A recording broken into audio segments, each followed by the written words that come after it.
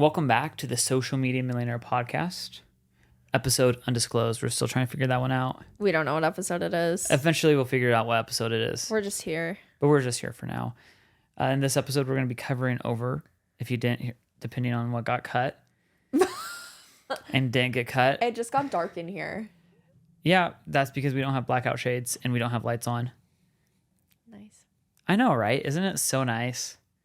So we have a work in progress podcast studio. The studio is a work in progress. Hence why it got dark, because we don't have blackout blinds yet. Because we can't agree on what the blinds will look like, even though the cameras won't be on the blinds. We did, though.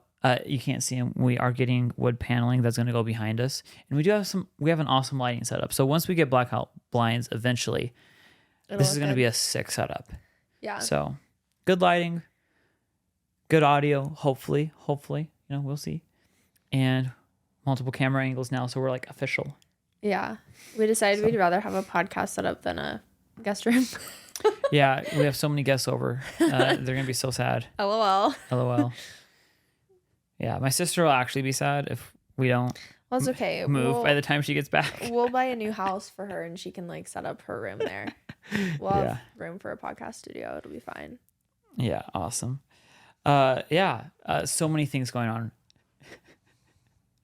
But yeah, it's exciting. So the people want to know the tea about us being married and running the business together.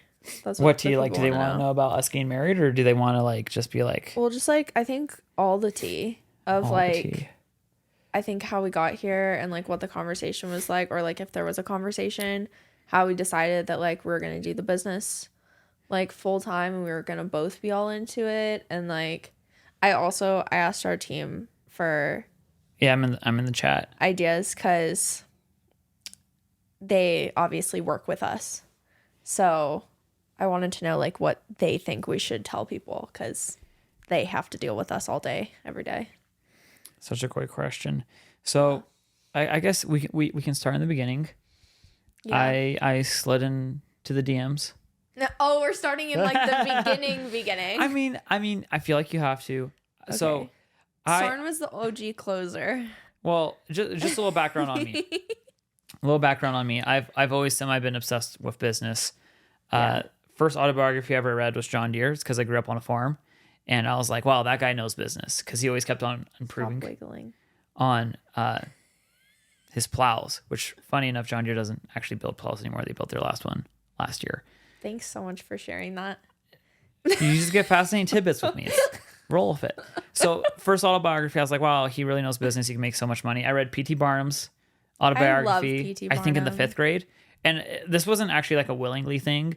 This was a school assignment, but then they were like two of the most impactful books I read. He's my spirit animal. Yeah. And then in high school, I ended up doing a variety of like odd jobs to make money. Like I would cut firewood and sell cords of firewood. You've always been like entrepreneurial. Yeah, and then I tried to like right out of high school, I tried to start a drone business because like DJI was taking off and there was like these flyable drones, and I was like, I'll take pictures of your real estate. Yeah, I still think you should do the real estate photography thing. I probably should in all of your spare time. I feel like that. I actually think that's a really good idea. Maybe I should just like make a listing on Apple Maps and Google Maps and be like. Drone real estate photography. All the things we know about business, and you're like, I'm just gonna put it on Apple Maps. If we're being realistic, though, like the strategy. People search stuff like photographer all the time. Yeah, I mean it's like search. It'd be local traffic, and it's not like if I do a TikTok and I get 200 people in New York, they're not going to buy from me right now. We know so many real estate agents. Why wouldn't you just ask them and be like, hey, I'll do like 5 listings for you for free, and then if you refer me to people. That's true. Then you'd have clients like in all my free time. Yeah, in all your free time. Yeah. And then I served a mission for my church, got back from the mission, and did summer sales. If you don't know what summer sales is, you should definitely look it up. If you don't know what summer sales is, you're lucky. Yeah, you are lucky. Had a solar guy knock on my door yesterday, and I was like, oh, you ever sell bug juice? And he's like, you mean pest control? And I was like, yeah. Juice? And I was like, you really missed out. And he's like, really? Is it that good? And I was like, no, you just missed out on a lot of pain. You just missed out on trauma. Yeah. Oh, did you give him an energy drink and a pat on the head? Yeah, I talked to him for a minute. Well, we talked about BYU, and then he just kind of took off, and I was like, oh, I should have offered him a drink, and I felt really bad because I know we have to. it's hot. I always try to like feed the sales bros because I feel bad for them. He also made like $40K last summer, so I didn't feel too bad for him. Well, I feel a little bad for him. I make more than that in a week. Yeah. So, you know, did summer sales and then went up to college, and that's where I met you. And the reason why I say all of this is because I always like had like a bug in me to like start a business. Yeah, it didn't take you a lot of convincing to be like, let's do this. Well, it wasn't even me. I was convincing you. Yeah. Because we got married. Yeah. And I was still like selling like pest control. I hadn't found anything better yet. And I was still going to school for data science at that time. I just switched my major because I started off in business analytics. Then I went business finance. Then I went back. And I was like, we data both scientist. got married and we were like, let's change our majors. Yeah. Well, and like for me, it was like just like honing in. I realized like business finance, although cool, like it's just spreadsheets and it's like all information I could like read in a book. And I was like, I want a STEM degree because originally like when I got out of college, I was like doing mechanical engineering. So like to me, and like my grandpa was an engineer and my great grandpa was an engineer. So like engineering like runs in the family too. So like I have a itch to like build stuff with my hands and stuff. And I was like, oh, engineering, that's like where it's at. And then ended up doing data science. So, which is great because well, it's good because then you weren't a finance bro because still got the minor in finance. That would have been an ick. And what's that song? Looking for a man in finance. 6'5", blue eyes. Yeah. Trust fund. Only meet two of those criteria, unfortunately. We'll let I guess. you guys decide which one that is. Yeah, take a guess.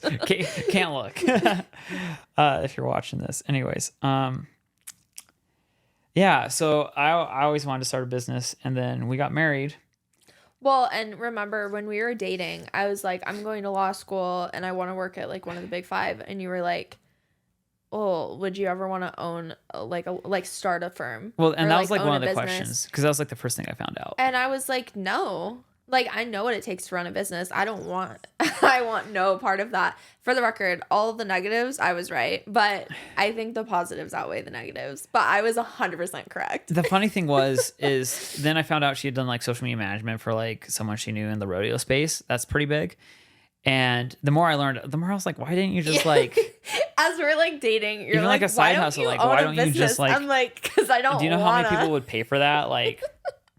I literally... Well, because I just like, I'd seen what it took to run a business. Yeah. Which I feel like maybe could be part of why we were so successful so fast was because I did go into it eyes wide open. That too. The other thing is the way we did in the beginning is like we didn't have...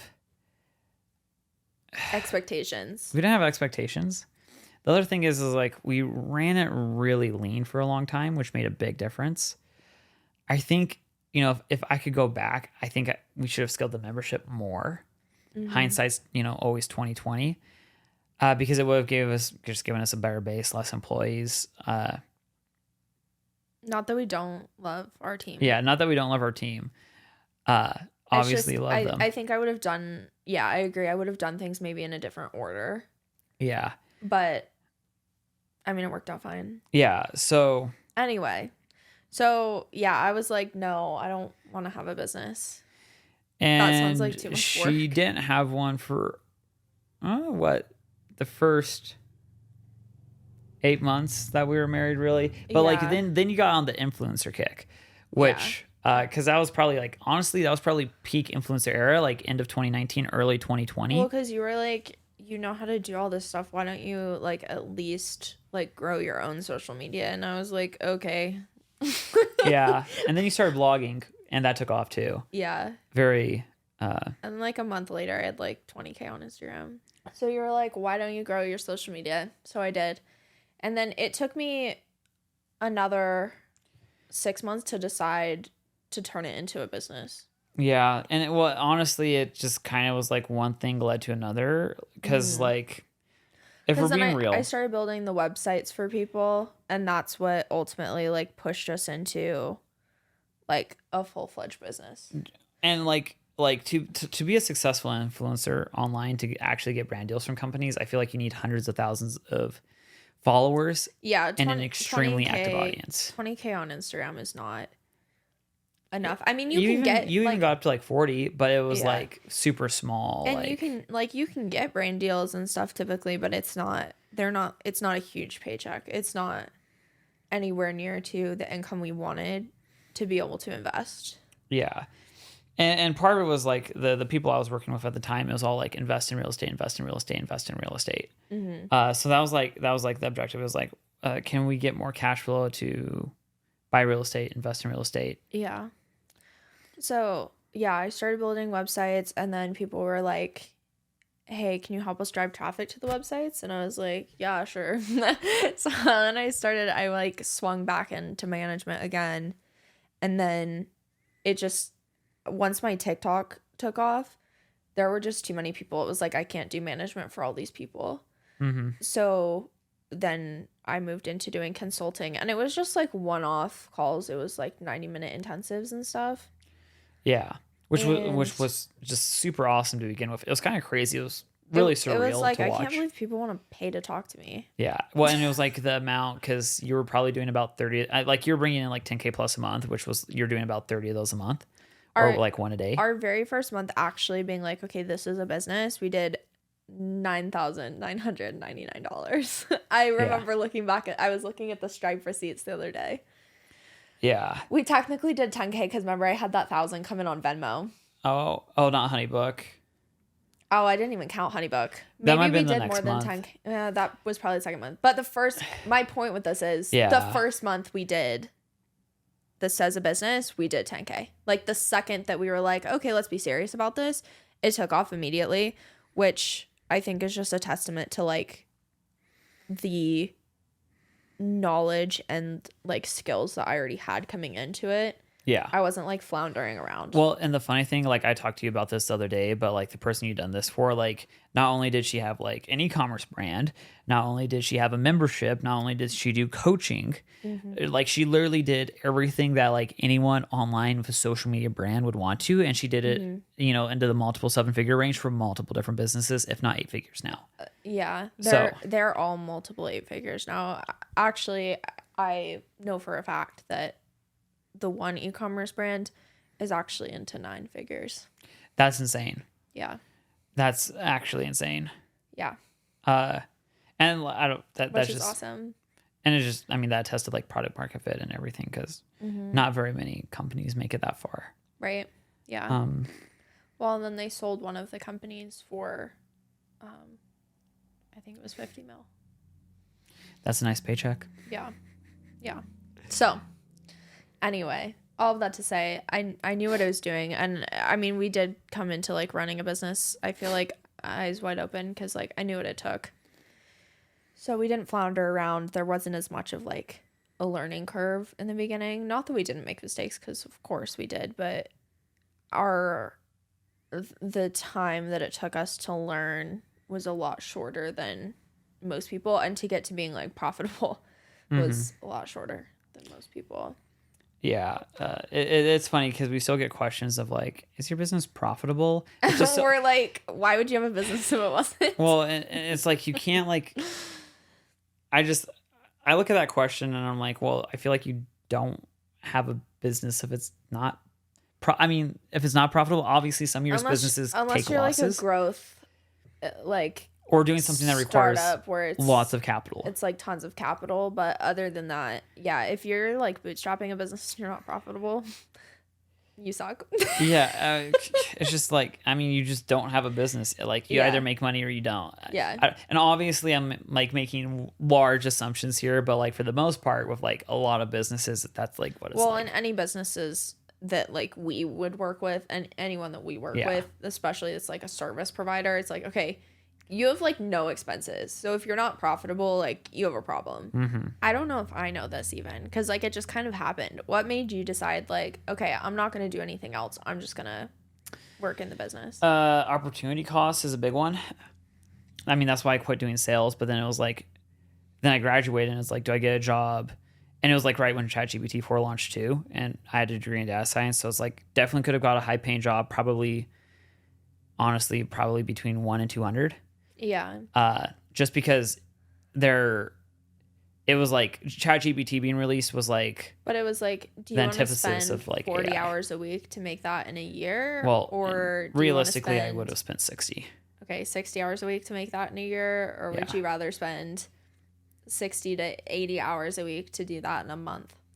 Yeah, and that was the thing too, is at that time we were already doing like over 7 figures a year. So even if we said, hey, we're going to take 50% as profit, we're going to spend 50% on business expenses and taxes, that would each put us at like 250 a year. So I was like, I would at least be 2 to 3 years, or going and getting a graduate degree, which would be at minimum 18 months to then go and... It just made sense. Well, and I think that in a lot of ways it wasn't necessarily a strategic decision. It just kind of lucked out, because the areas that I lack are the things that you're good at, and the things that you lack are the things that I'm good at. Yeah. So we have a lot of, not even the opposite of overlap, whatever the opposite of overlap is. Yeah. It's like we're two pieces of the puzzle of what's needed for a successful business. Yin and yang. Yeah. And like to go into that, like I cover like taxes. I'll do like all of the finance. I'll do all of the data analytics. Trying to think what else I do. I do a lot of the technical stuff about that, because there's a lot of people in the space that are like, oh, data and marketing is so important. And I'm like, you're looking at the Instagram analytics. That's not data analytics.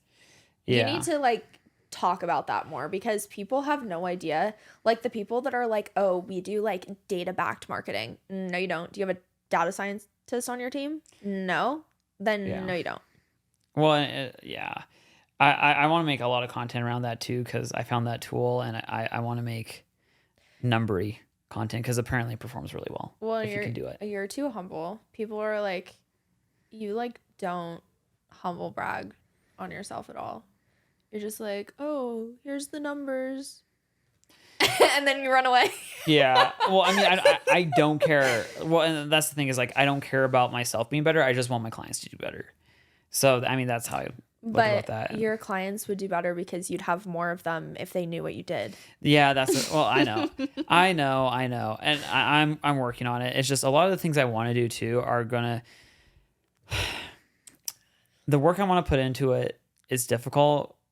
Not having an audience, if that makes sense. You don't take marketing advice from me very well. No, I don't. I'm like, why don't you do this? And you're like, neither of us take very good marketing advice from each other.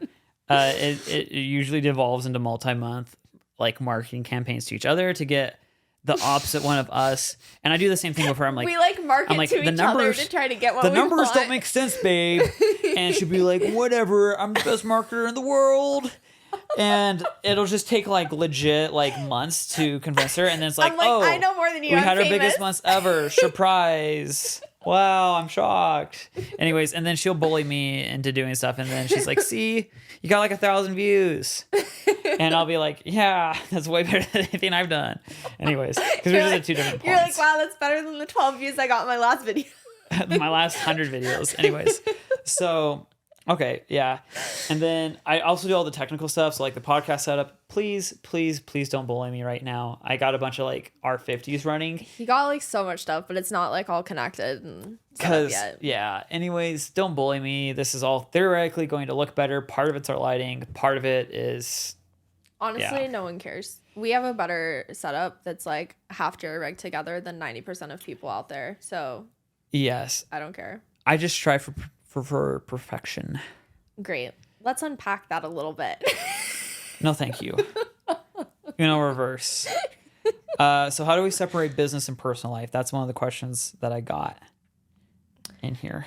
I feel like we don't. Yeah, I mean, we have both of our offices upstairs. So theoretically, once we come down the stairs, we're supposed to leave our laptops up there. But it depends on the day, because sometimes I leave mine up there and Kenda doesn't. Sometimes she leaves her up there and I don't. It just depends what we're working on. And like tonight, I'm going to probably spend 6 hours working on like the strategy is supposed to be laptops upstairs, iPads downstairs, because that limits the amount of work that you can really do. Yeah, so like it basically only limits you to like just Slack, Yeah. And or YouTube Studio. I'm obsessed with YouTube Studio. But we don't always do that. But that's like the physical separation. And then we both have separate offices. I could be wrong in this, but I think, well, we used to have one office when we lived in Denver, and we were together. That was terrible, to be honest. It was hard because I would be trying to like take a Zoom call, and then Sorna be like trying to be on like a class or something. Because I was still going to school at that point. Kendall was smarter and dropped out, and I was still going to school. Yeah. Took me until I graduated to drop out. You had like one semester left and you're like, I'm done. I perpetually had one semester left for like 2 years. Anyways. But yeah, it was hard. But then, yeah, once we moved and we both had separate offices, then, well, we had separate offices in the first house we bought. And then once we turned that into investment property, we moved here. We also still had separate offices. Yeah. And that was like important to us to like maintain. I feel like once we had that separation. I feel like the really big thing in the future actually is going to be separate offices, podcast studio, and or a recording studio, because then it's like, okay, you're only working here versus you come in a specific spot to do content. I feel like that'll actually make a huge difference as well. Not necessarily in our relationship, that's not like a but relationship just like thing though. That's just like a productivity thing overall.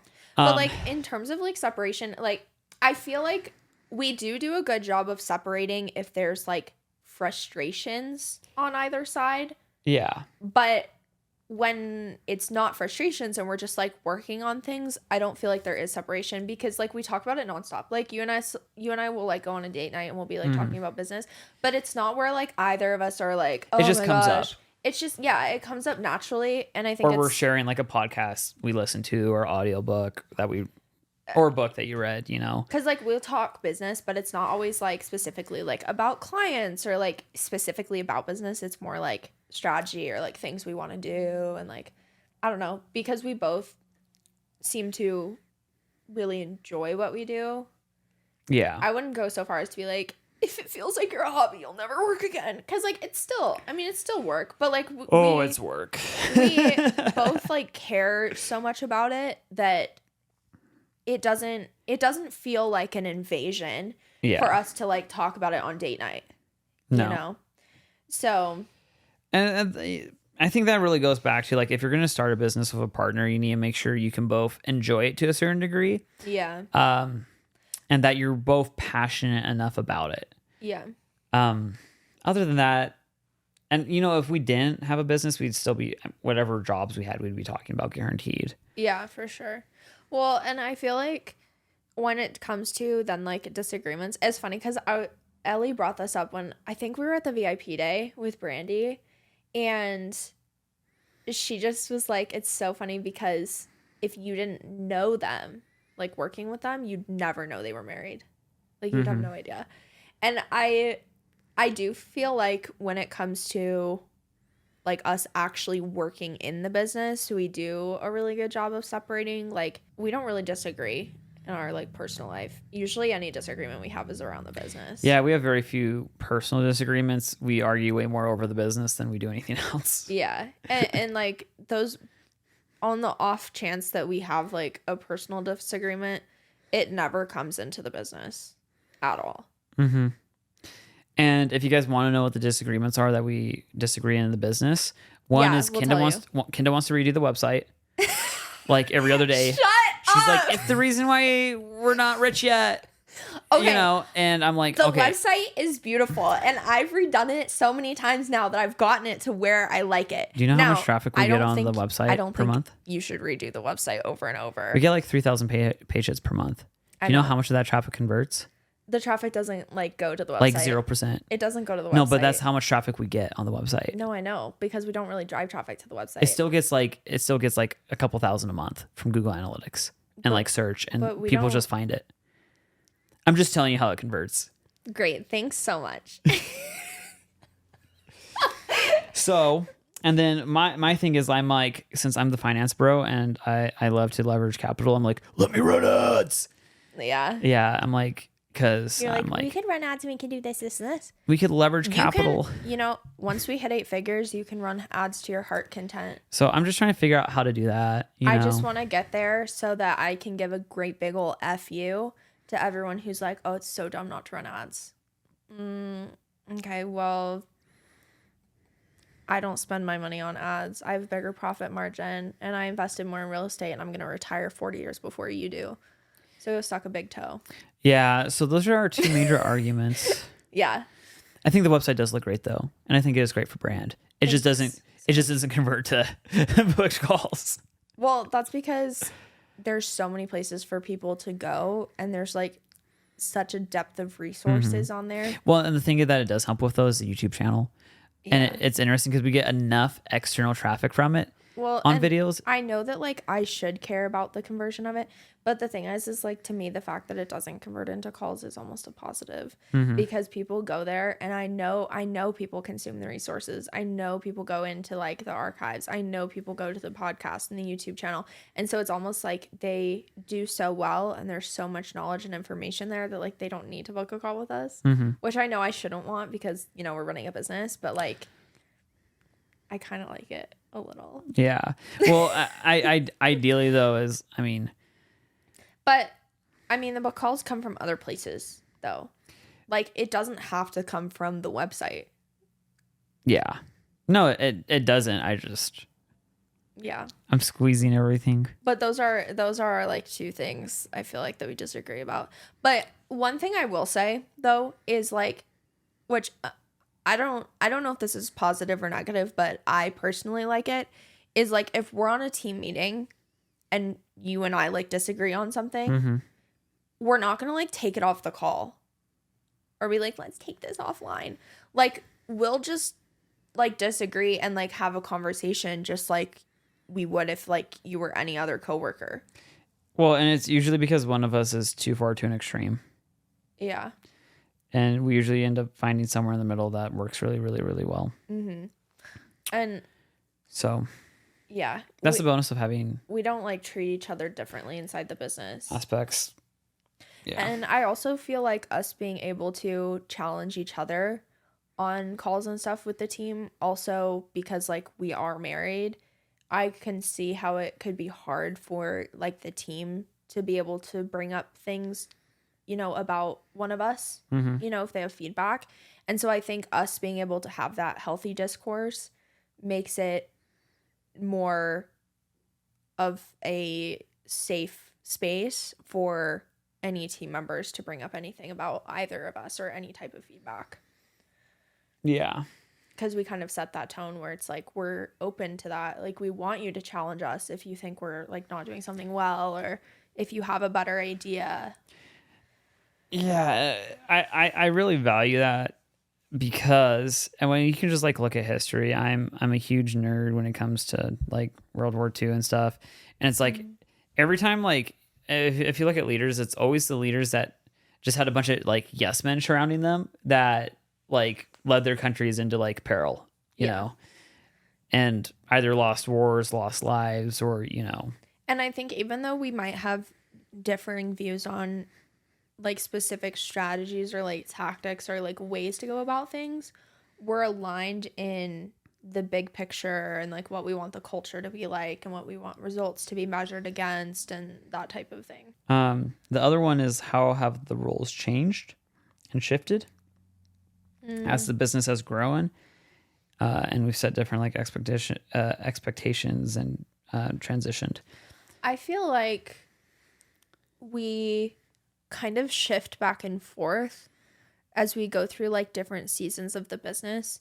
Like sometimes you're more in charge of managing the team and kind of steering the ship when I'm more in like a creative space or if I'm like overwhelmed. And then sometimes I'm more involved in like steering the ship when you need to be like head down, like building dashboards or doing like finance stuff or whatever.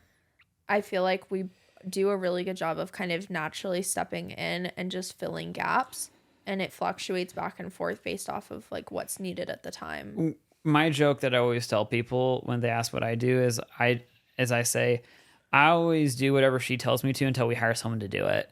Yeah. No, that's basically it though. Like as we grow, we're like, okay, we need somebody to do this. Usually you take it over. And it's like right now I'm running the sales team. Is that my best quality or trait? No. But it's what I'm doing until like we get a sales manager, right? Until the company's big enough for that. Well, and you like edited until we had editors. Yeah. And you did like CSM work until we hired a CSM. And so you kind of I do what needs to be done. You fill the gaps that we have. Kendra keeps her foot on the gas with like marketing, and I just work on building the bridge. Yeah. Until we get there, which has worked pretty well. You know, I'm not gonna say the best, but you know the adage where it's like you jump off the cliff and then build the plane on the way down. Yeah. Like that's how you be successful in business. Yeah. I jump off the cliff and you build the plane. And you're like, hey, Soren, here's the instructions. Oh, wait, never mind. There's no instructions. I need a plane. I want a plane to look kind of like this and do this thing. And you're like, okay. And then I jump. Yeah. That's basically what it is. Yeah. That's pretty much it. This is a good one. How do you guys help each other deal with stress? And how do you support each other through the tougher moments? We don't. No, that's not true at all. I'm very supportive of Kenda. You're very like level-headed. I'm like, hey, like you don't get mad. I'm like, do the bird's eye view. Look at this, from 1,000 feet in the air. It's not a big deal. I also try and make things, at least for Kenda, because realistically, my job can be done tomorrow. Kenda's job cannot be done tomorrow. It has to be done today, every single day, which is marketing. She's the face of the brand. I'm working on building my personal brand, but my personal brand is not there to carry the brand. So when, like, my job, like, and as far as stress goes, like, I help her show up every day that's possible, right? Mm-hmm. That's what gives us the biggest return in the long run. And then I'm Grant, you're Elena.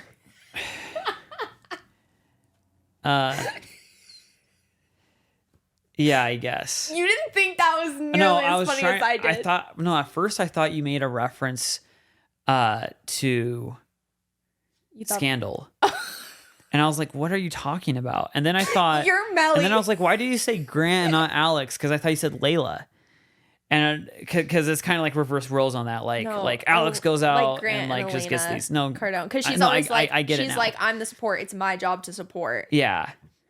Oh, I don't even view it as like that. I just, which is terrible. I just view my job as to make your life easier and keep you going. Again, because like I can put in like I can analyze another investment property tomorrow if I needed to. I can, there's more deals to be found in that sense. Like building another dashboard can be done tomorrow, but like making your life easier, typically speaking, has been better in the short run. And again, eventually, hopefully, like we have like a Ramsey Solutions type panel of like creators that, all right, great. Kenda's like not feeling it this week. That's chill. Get to work, guys. Like, ideally. And, that's like the idea of building it down the road, which is funny that we haven't seen more businesses actually try and do that. Well, but anyways, when something comes up and like I'm mad, when I get triggered by like a comment or like a client says something or whatever, then you're the one that like calms me down. I'm like, I'm gonna sue them into oblivion. And you're like, okay, let's put down the pitchfork. I'm like, that doesn't make a lot of sense right now, but they don't have any money. I don't know what you're gonna sue them for. Just like Soren's like, don't light their house on fire. Yeah. I'm like, it doesn't really matter that much. Let's just go replace the client. It's no big deal. Yeah, which I get it because I'm like the hothead and you're like even tempered. Clients can be extremely annoying. Not even annoying. It's like deeply offensive. Yeah, they can say or do things, and it's like you're attacking my livelihood, man. Well, and it's crazy because and we've talked about this on other episodes and we know this now, but almost always when there's any sort of issue with a client, it comes out later that like, oh, their boyfriend broke up with them that day. Yeah. Their parent died. And then we're just like the punching bag that like, oh, the economy's bad, so screw you, right? Yeah. And it's like, okay. We get to be But you don't know that in the moment. Bag. They make up some excuse and they go straight for the jugular because, they want out of whatever uncomfortable situation that they're in, and you're the punching bag. And, like when you're in a program, like, with what we do. I just could never fathom hiring a business coach and then saying some of the things that people say to us to them. Like the level of unprofessionalism and honestly just like out and out insanity. It's like sometimes I read messages and I'm like, Are you Well, stupid? and it's funny. We've like, had I'm stuff not your said to mom. I'm not us your therapist. from business coaches that it's also wild. Yeah. Anyways, yeah, people just have to like, you just gotta chill out and take a step back, and It's never that deep. the sun's still gonna come up, the world's still gonna spin. Well, and we talk about this all the time too, which again, you help me calm down because there's so many coaches out there specifically that it's like $20,000 to talk to them in Voxer, and like that's it. Yeah. And like people get so much from us. There isn't another program in the entire industry that has as much support as us. Slack, But school, modules, daily calls. People still find things to complain One-on-ones. about. And it's like if wild. you can complain to us, I don't know how these other coaches are in business. Well, and it's so funny because the amount of money that we have invested just in our own education, and then brought that also with us to our program, there's very few people in the industry That are who have willing actually to done do that. Yeah. Most people, like, they hire like one or two coaches, they spend like 10, maybe 20K, and they're like, oh, I'm just so smart, I'm such a genius, right? And they We've read 3 or spent- 4 books. After this last investment, which I'm going to talk about more eventually, because I don't know. Who doesn't want to know the tea about working with Taylor Swift's marketing team? But anyway, I just, it boggles my mind because what we do and like our programs are so far, now I'm getting off on a tangent, are so far superior to anything else in the industry, and we care so much more and invest so much more in our like continued development, And that when people can find things to complain to us, I'm like, you have no idea how good you have it. and this isn't like to like toot our own horn, and we're not perfect by any Toot. means. Come on. Again, me calming her down. No, but in all reality, we've worked really hard to like build the program that we have built. And at the end of the day, we're continually improving it. And it, you know, it's not perfect, but We make Compared improvements to- to it every single day. compared to some of our price points, like if you're looking at scale, we haven't been in a program that is charged at that price point that offer like, We've paid 3 times as much for programs that aren't even half as good. it's like a 20K plus program packed into 6K. Just going to Yeah. throw that out there compared to what most people in the industry do. Yeah. So anyways, it's just a little wild for me sometimes with how people act. But again, I feel like the alignment that we have and like the understanding of like, here's what's out there, here's the quality, here's the values, like that helps us to stay in sync, I think. Yeah. Yeah. I don't know. You don't seem to get super stressed. I don't feel like I'm very supportive, but I feel like a lot of times I don't need to be. Like, you're like, here's the number. I'm like having a conniption fit, and you're like, well, here's the numbers. We're actually at 50%. Yeah. Well, you usually you freak out all the times you don't need to, in my opinion. Thanks so much Yeah. for that. So, That's fair, though. anyways. That's true. And then I'm like, okay, there's a really big boulder rolling down the hill. We need to move. And you're like, we're fine. I'm like, but again, there's like different things that like set me off versus like that set Kendall off. Yeah. So mine is tax season. True. You're problematic around tax season. Yeah. I think the worst thing about working together is that when I get mad, I can't fire you. I'm just like stuck with you. Can you please fire me? Is that an option? I've tried to fire you so many times. You're like, you can't fire me. I didn't even know that was an option.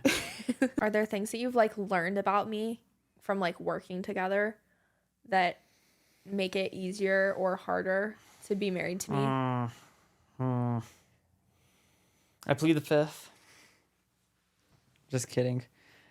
Ow. Tell me. Tell me this. Anyways, more than any, I mean, I don't know. I know how your brain operates more, and I know what your tendencies are. So I mean, it's both beneficial and like if there are things that irritate me, they're obviously like more pronounced, but I'm usually more used to them. Yeah, not really though. It doesn't make it like harder. Usually, I'm just annoyed about things you do in the business, like the website example. You're really hung up on that damn website. Oh, honey, that was the bane of my existence for like 3 years, 2.5, 3 years almost. It's been 6 or 8 months since she's redone the website. It's been the longest period of time that she hasn't screwed with the website. And I've been thoroughly impressed. Because usually I'm every back at 2 it again seconds, today because I'm making a sales page for the society. Yeah, that's different though. But it also frustrates me because you're making it on Show It, right? Yeah.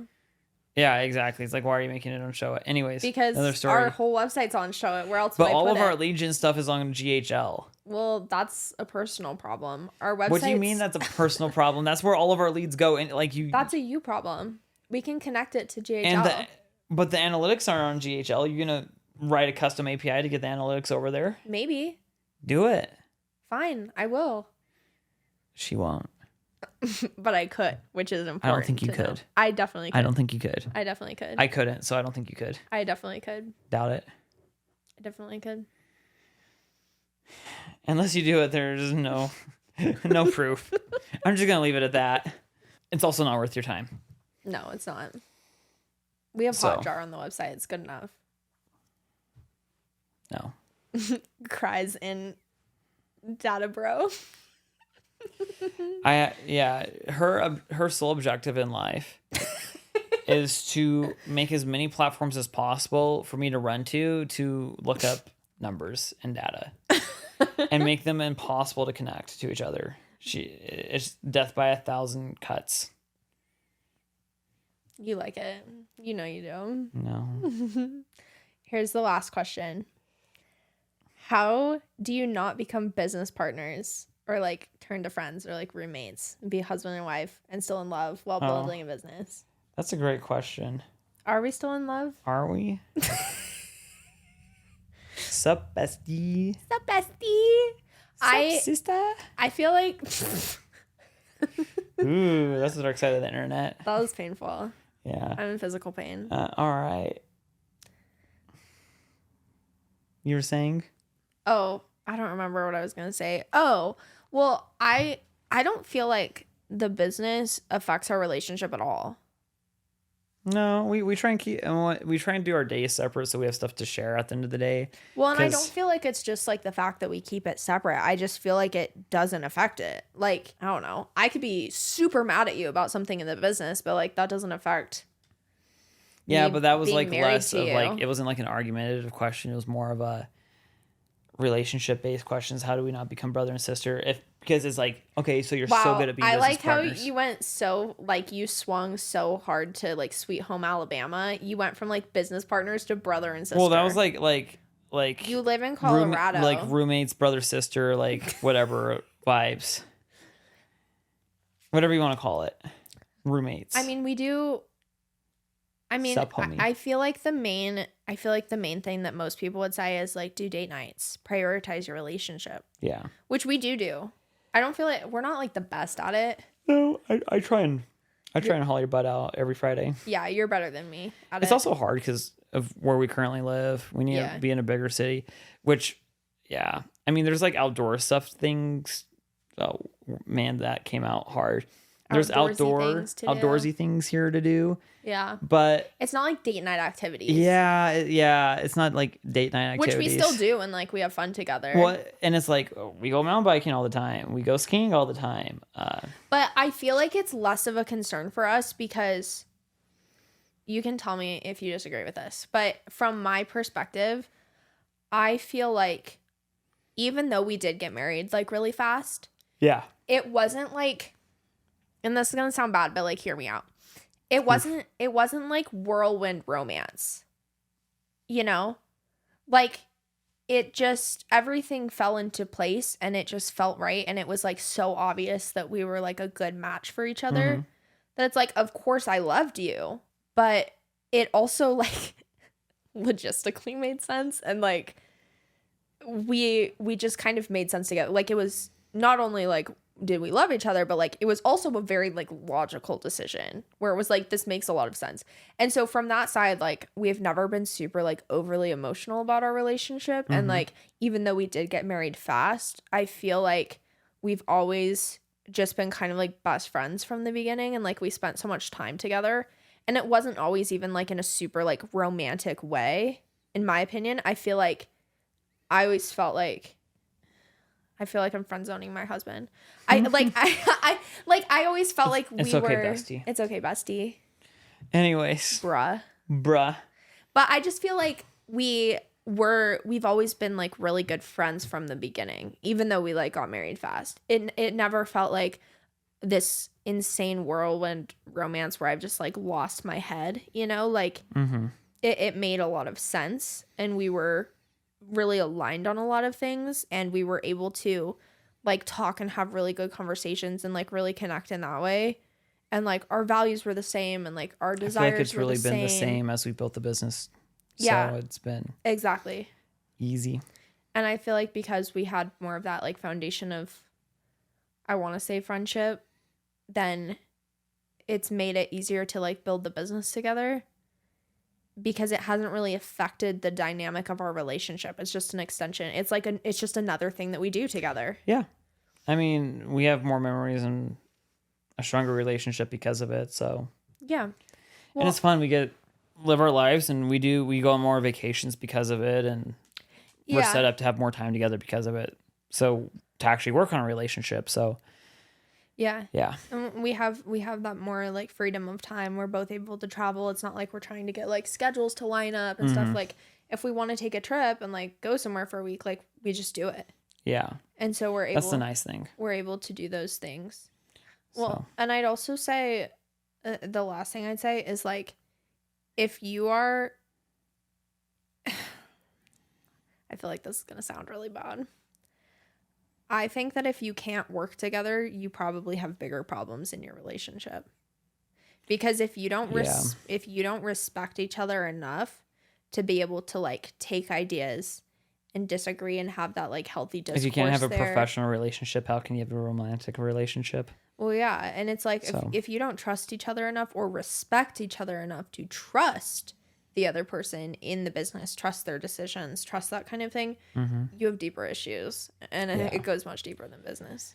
Yeah, so at the end of the day, if you're looking to go into business with your partner, just go into it eyes wide open. Yeah, don't be afraid of it. Just recognize that like there's going to be things that you don't see eye to eye on, and like that's healthy. It's positive to have multiple perspectives in a business. And for some people in some relationships, it might not be the best option, but you know, I think a lot of people can manage it. I also say I think that having a business coach can be really helpful to get that third party perspective, because when we feel like there's like a push and pull on something, getting that third like outside perspective of like, no, that's really not a good idea, just like settles any debate between us. It's kind of like the same principle of like why people go to like marriage counseling, is to like, you know, have that mediator almost, so that everybody feels seen and heard. I feel like doing that with a business coach, if you're like married to your partner, having an outside perspective that can kind of settle some of these things and give that like extra, you know, 2 cents where like makes life easier. You guys are just, I'd say like my last thing would be the business. You shouldn't be on 2 sides of the business against each other. You should be on the same team working on the business. And that comes down to like goals and planning and making sure those are aligned. If those are aligned, you're not going to really have problems. And if you're working to make each other's job easier rather than thinking about what the other person can do for you in the business, I think you'll be just fine. Yeah. So that's it. If you enjoyed this podcast, please subscribe to the channel. Bruh. If you're watching, we just like fist bumped each other, so. Great. We do that a lot.